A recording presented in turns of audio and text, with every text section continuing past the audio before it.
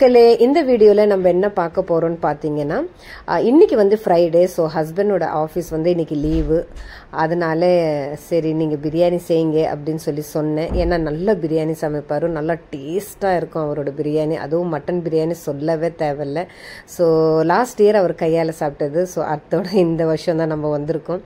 அதனால அவர் கையால் சாப்பிடணும் அப்படின்னு சொல்லிட்டு முடிவு எடுத்தாச்சு. ஸோ அவர் தான் இன்னைக்கு இந்த பிரியாணி செய்ய போறாரு. ஸோ இந்த பாத்திரம் தான் நான் எடுக்க போறேன். இந்த பாத்திரம் வந்து நல்லா சூடாயிடுச்சு. இப்போ எண்ணெயும் போட்டாச்சு. ஸோ எண்ணெய் சூடாயிட்ட பிறகு பட்டை, லவங்கு, ஏலக்காய் போட்டாச்சு. அடுத்து பார்த்தீங்கன்னா வெங்காயம். ஏன்னா 1 கிலோ பிரியாணி தான் நான் செய்ய போகிறேன், ரொம்ப இல்லை. நான், ஹஸ்பண்ட், 2 குழந்தைங்க, அவ்வளோதான். ஸோ அதனால் 1 கிலோ தான். ஸோ பச்சை மிளகா போட்டாச்சு. அடுத்து பார்த்தீங்கன்னா புதினா. ஸோ புதினாவும் போட்டுட்டு ஸோ லோ ஃப்ளேமில் நம்ம வச்சிட்டோம் அப்படின்னா அந்த வெங்காயம் வந்து ஒரு ப்ரௌனிஷ் கலரில் மாறும். அடுத்து பார்த்தீங்கன்னா இதில் கொழுப்பு இருக்குது. அந்த கொழுப்பு வந்து வேக கொஞ்சம் டைம் ஆகும். அதனால் நம்ம முதையே இதில் கொழுப்பு நான் போட்டுட்டாரு. அடுத்து பார்த்தீங்கன்னா இஞ்சி பூண்டு விழுது. ஸோ அது போட்டுட்டு அதுக்கப்புறம் பார்த்தீங்கன்னா ஒரு கசக்கிட்டு அதுக்கப்புறம் மட்டன் நல்லா நம்ம அலசி வச்சுருக்கோம் இல்லையா. ஸோ அந்த மட்டன் வந்து இதில் போட்டு அடுத்து வந்து மசாலா ஸ்பைசஸ், கொஞ்சம் காரம் கம்மியாக தான் சாப்பிடுவோம். அதனால் பார்த்திங்கன்னா 1 டேபிள் ஸ்பூன் தான் வந்து காரம் போட்டிருக்கோம். அதுக்கப்புறம் தனியாத்தூள், அப்புறம் வந்து பார்த்திங்கன்னா கொஞ்சம் கரம் மசாலா, அப்புறம் கொஞ்சம் பிரியாணி மசாலா. ஸோ இதெல்லாம் போட்டாச்சு. ஸோ இப்போ வந்து பார்த்திங்கன்னா லைட்டாக நம்ம இந்த எல்லா மசாலாவும் நம்ம அப்படியே பெரட்டிக்கலாம். ஸோ பாருங்கள், அந்த பெரட்டும் போது எனக்கு வந்து நாக்கில் வந்து எச்ச அப்படி ஊறுது. ஏன்னா அந்த கொழுப்பு, அந்த எண்ணெய், ஸோ இந்த மசாலா அந்த மட்டனில் பார்த்திங்கன்னா நல்லா அந்த ஒரு ஸ்மெல்லும் சூப்பராக இருந்தது. ஸோ இப்போ எல்லாம் பார்த்திங்கன்னா இது பெரட்டிட்டு பிறகு தயிர் வந்து இதில் சேர்க்குறாரு. ஸோ தயிர் சேர்த்துட்ட பிறகு அடுத்து வந்து நம்ம அதே மாதிரி பெரட்டிட்டு இது வந்து க்ளோஸ் பண்ணி வச்சிடலாம். ஸோ பாருங்கள் மக்களே, அது அப்படியே பெரட்டும் போது சூப்பராக இருக்குது.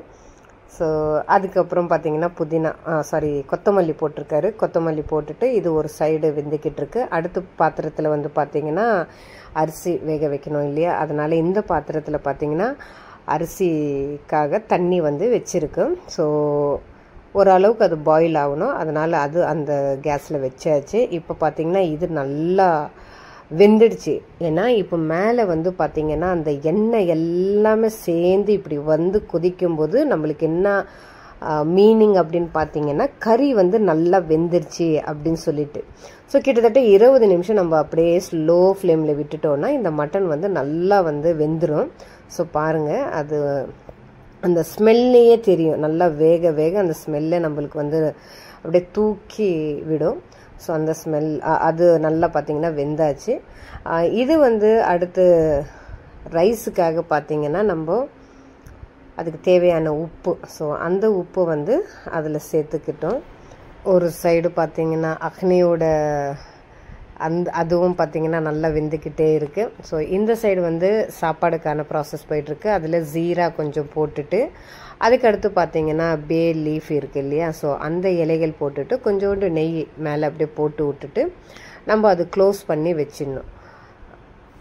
ஸோ அடுத்த ப்ராசஸ் என்னன்னு பார்த்தீங்கன்னா, இங்கே வந்து கலர் எல்லாம் நம்ம பிரியாணியில் போட முடியாது. ஸோ அதனால் வந்து நம்ம என்ன பண்ணணும்னா இந்த குங்குமப்பூ இருக்குது இல்லையா. ஸோ அதிலே வந்து நல்லா கலர் கொடுக்கும். கொஞ்சோண்டு பால் போட்டு நம்ம நல்லா அது கலக்கணும் அப்படின்னா இந்த கலரில் வரும்.